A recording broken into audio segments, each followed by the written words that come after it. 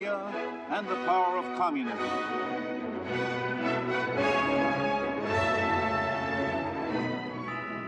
Kathmandu, forbidden to outsiders until recently.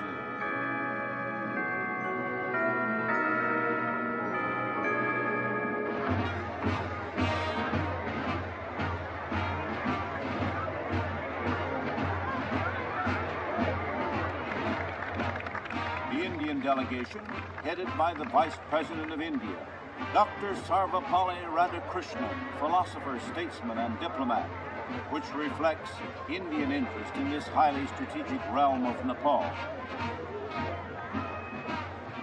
In a counter-move of power politics, the Chinese Reds have sent an imposing delegation, headed by no less than the Vice Premier of China, Ulan Fu.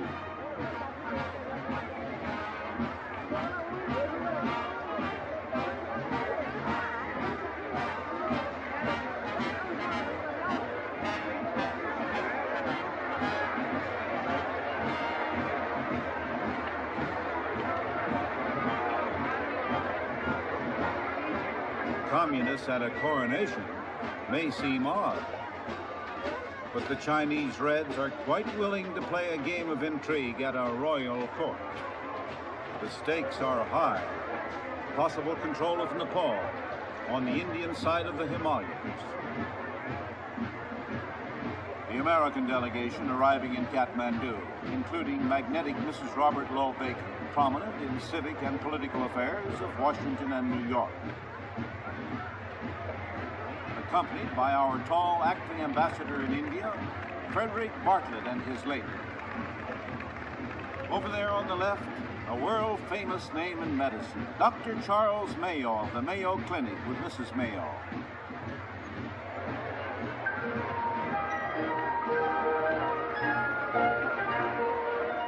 Oh yes, there is one other member of the American delegation.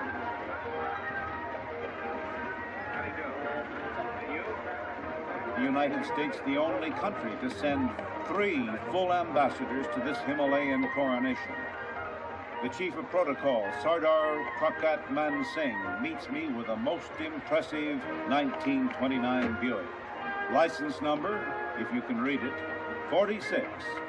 The 46th automobile ever to reach this country.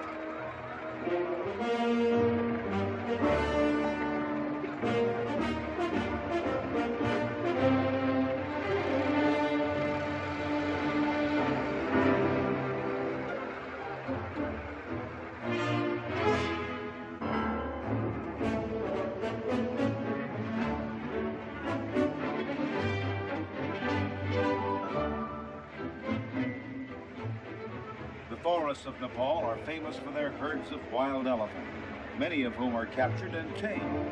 Kathmandu traffic hazards include elephants.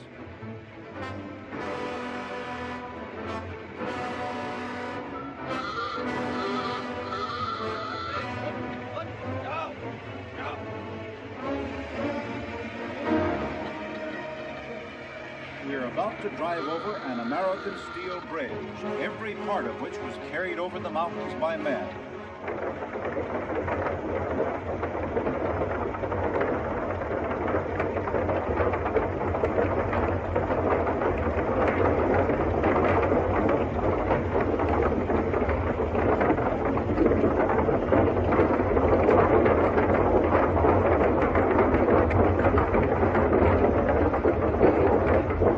Nice, quiet bridge.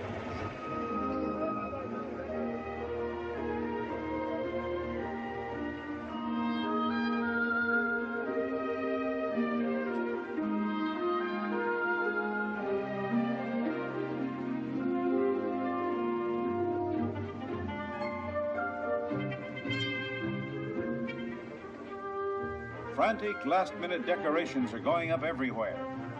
The legend is that the tree of paradise, taking the form of a man, strolled into this valley, liked it, and promised to send some sacred wood for a shrine, which he did. Kat, meaning wood, Mandu, structure.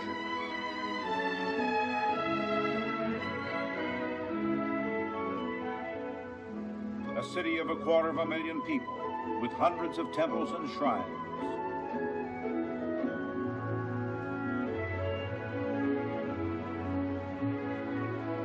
After saying a prayer, this Buddhist monk places a flower on his head. Many Nepalese still adhere to the aboriginal spirit and demon worship of Bumpoism, others to Hinduism, and many are Buddhists. This image of Kali, the destroyer, tells us that it is a land of exotic religions.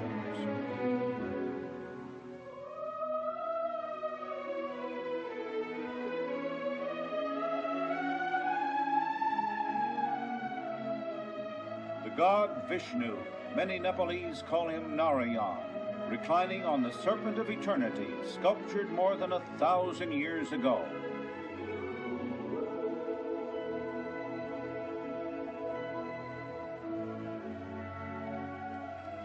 The burning ghats, where the dead are cremated just as in India along the Ganges.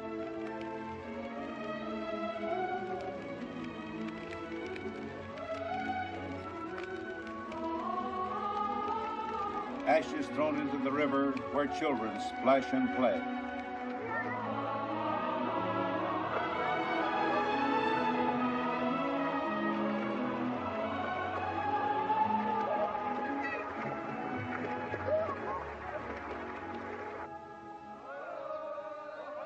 In the distance now, the main range of the Himalayas, nearly 100 miles off. A land of mountain and jungle trails. But for some 30 years, the rich Rana nobles imported a few automobiles, all of them brought over the mountains from India in this way. It takes 100 or more men to carry a car, depending on its weight.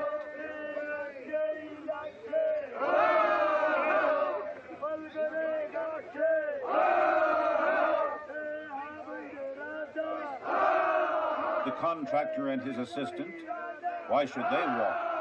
What difference do an additional 200 or 300 pounds make?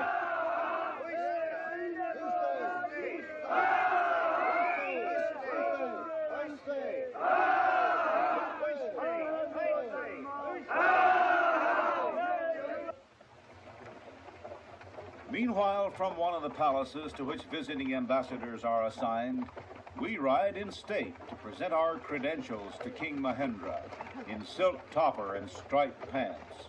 All delegations instructed to bring formal clothes. Look who's here, on his way to the coronation. The Sarge substituting for the Himalayan boss man, still the crew chief.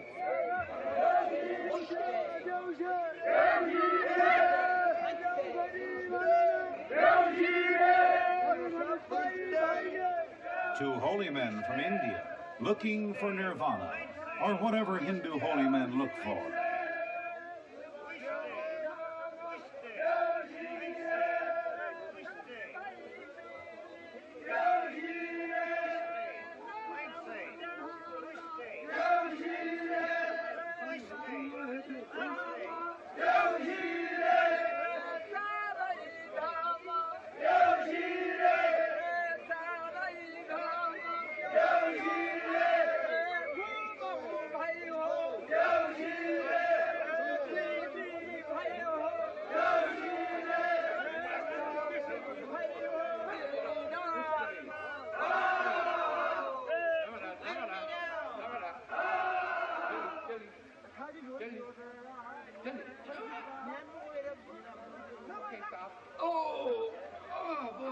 Come on, Major. You ride. I'll walk for a while. Very generous of you, Sarge. I wouldn't mind a rest. Uste, Who? Jelly. Okay, let's go. Okay. Go on. Bye now.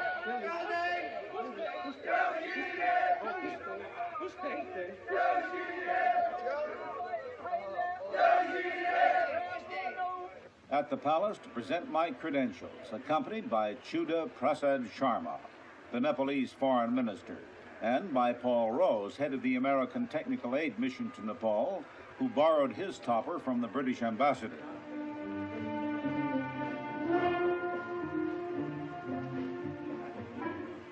I am told that I must bow 3 times before His Majesty. Let's see if I do it right.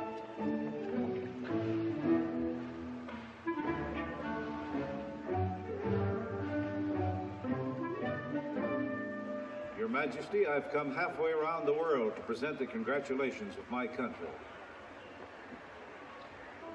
May I present Mr. Rose of the United States Mission? Your Majesty, I'm honored.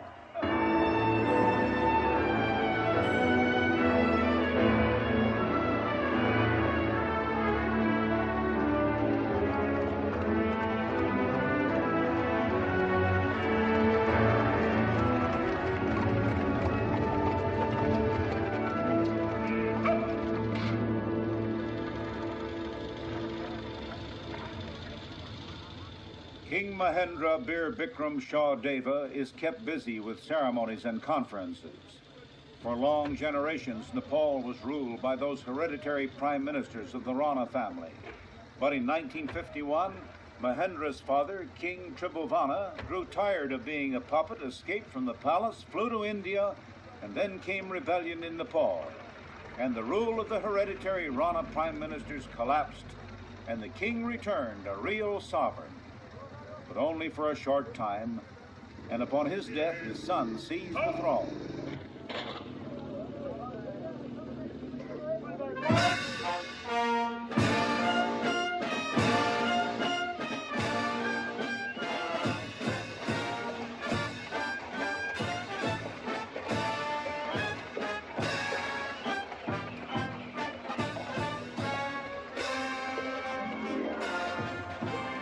Chinese Reds in their severely cut black robes, the uniform of communism.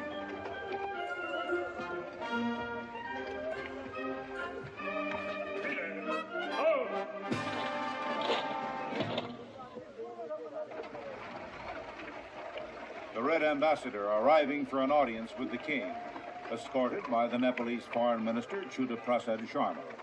Behind the scenes, the game of power politics is in full swing.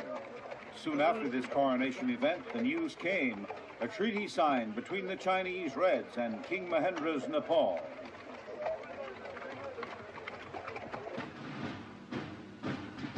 The British delegation, in the blue mantle of a Knight of the Garter, Lord Scarborough, Chamberlain to the Queen, former Air Minister Lord Delisle, General Anderson, a British commander in Malaya, and an Oxford scholar in full academic robes.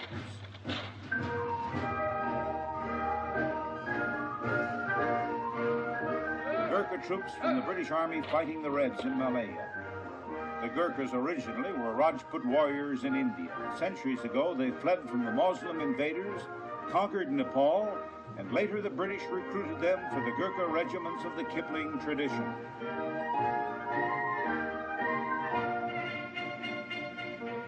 And Lord Scarborough presents a sword to King Mahendra, informing him that he is now an honorary British general.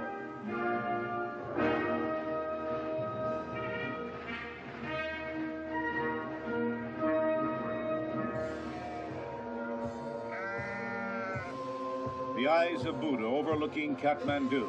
Tradition says he was born in Nepal, the teacher of nirvana and the law. The eyes of Buddha penetrating, inscrutable.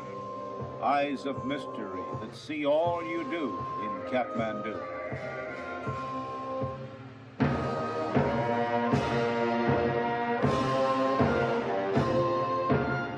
Before the entrance to the shrine, pilgrims prostrate themselves and chant, Om Mani Padme Om, Om Mani Padme Om.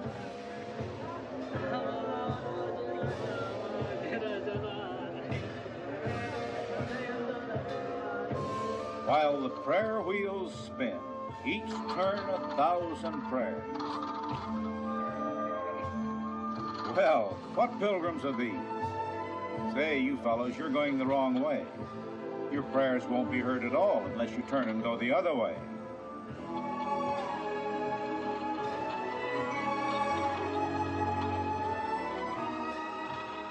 Still looking for their dream world, even in far Kathmandu.